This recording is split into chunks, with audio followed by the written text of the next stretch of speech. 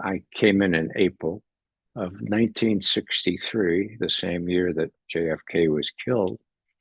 Um, on June 10th, he made this incredible speech uh, at American University in which he said, look, we're all human here. We got to realize that we want what's best for our children. We have different ideologies, Russian, Soviet, but let's find ways to get together. Um, I'm going to stop testing nuclear weapons above board, above land. Uh, Test ban, partial test ban treaty, as a token of my wish to develop better relations. And last but not least, the worst thing we could possibly do is to confront another nuclear power um, with a choice between retreat and using nuclear weapons. Now, I mention that because it has contemporary relevance. What we have done to Russia is confront them with a choice between retreating on Ukraine or using nuclear weapons, but they're not going to retreat on Ukraine because they're winning. How about the other way around? The Russians have ipso facto uh, threatened the United States by saying we're exercising these small nuclear weapons now, and if you do something untoward to prevent your defeat in Ukraine, well, so in other words, for the first time in history, really, the first time at least since the June 10 American University speech by President Kennedy, there is a situation where one nuclear power is threatening the other nuclear power with an unenviable choice between retreat and using nuclear weapons. So let me just finish here by saying that when I heard the June speech, I thought, wow, we might be able to deal. Meanwhile, we keep our powder dry and keep our foreign policy analysis sharp. Then when President Kennedy was killed in November 22nd, 1963, we were all, of course, aghast at what had happened. And, it was beyond our ken to think that anybody might have been involved, particularly people working in the same building as I was on the other side of those turnstiles, separating the operations people from the analysts. So it never occurred to us that some colleagues of ours might have been partly responsible. So when the funeral took place, it was really kind of a real downer for us. And then, lo and behold, 1 month after the assassination took place on the 22nd of November. Okay. So on the 22nd of December, President Truman wrote an op-ed for the Washington Post. And what did the op-ed say? It said, we have to make sure we rein in the CIA. It has been doing some things for which it was never intended. Okay. Sometimes it will trick a president into doing things that are highly unwise. Read the Bay of Pigs. Okay. It was an indictment. It was exactly 1 month after the assassination, and there it is, right in the Washington Post. But not for long. In those days, there were 2 or 3 editions of the Washington Post.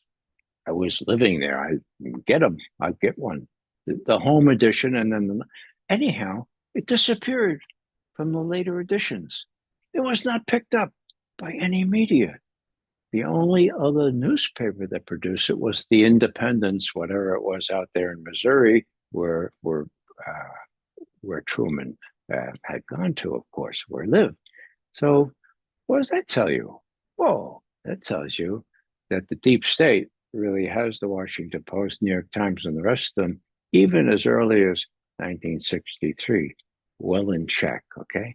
Now, still, Alan Dulles thought that was a bombshell, and he wanted to do something to divert attention from that.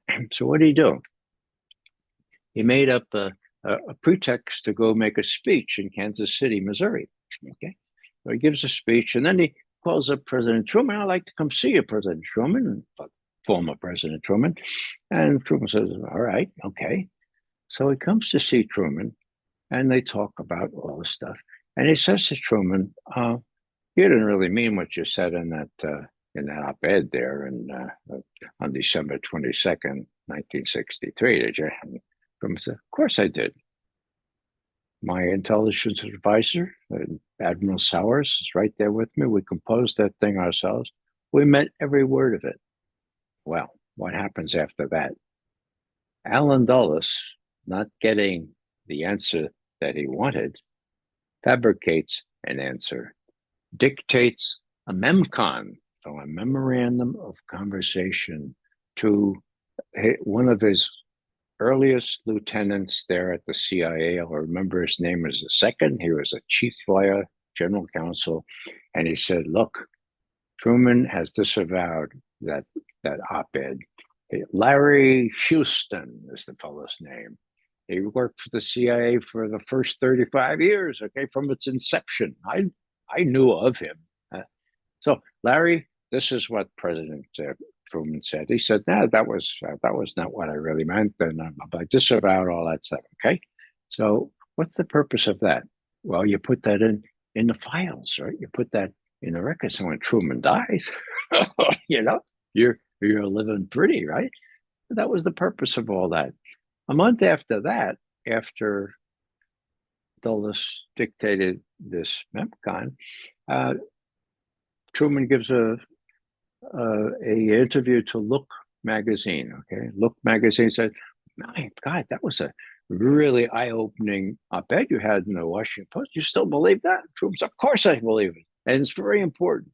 The CIA has to be reined in." So you don't need anything more to show how duplicitous these guys were. And of course, Truman knew firsthand. And that's another part of this story about how the deep state was already pretty much in control back there in 63. I didn't know that. I was a simple analyst watching Russian relations with China and Vietnam. I was able to do my job, but I never knew what was going on the other side of those turnstiles. And naive, callow youth that I was, it never occurred to me that this kind of stuff, this kind of abomination might be going on there. So, in answer to any question, yes, I'm convinced that the CIA, parts of the military, parts of the FBI, Hoover knew about it for sure, parts of the Secret Service, and I dare say Lyndon Johnson was at least in part aware of these plans. I don't think Johnson knew chapter and verse, but he certainly knew things and acted on them that appear in James Douglas's book and show the power of the deep state. So you come down there to Trump, and he naively says, "Oh my God, congressional legislation requires that I release the rest of these files." And he announced he's going to do it. And then he's pulled back and said, "No, I can't do it because," and he says this, because the FBI and the CIA said, no, it's still too sensitive. Now, how many years is that? I mean, are there still people alive who are guilty? I suppose there are a couple of us, but that just shows the strength of this. And the FBI is going to do I'm sure it's going to do what the president said, a thorough and swift investigation of what happened in Pennsylvania a day or two ago. I'm sure they're going to do that. I make a joke. It's a sick joke. They're not going to do that.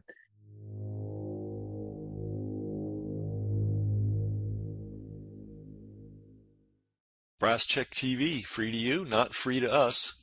We've got a server bill, we've got an email software bill, we've got a tech helper bill, and that happens every month. So to everybody that is supporting us financially, that's paying for their subscription in one way or another, we really appreciate it. If you're not, consider doing so. Everybody's got money for the newspaper and the cable bill and all that. Do you have money for media that's actually serving you? That's really the issue here. And when you help us, it allows us to get this information out to the world. So thanks to all our supporters, and if you're not a supporter already, please consider becoming one.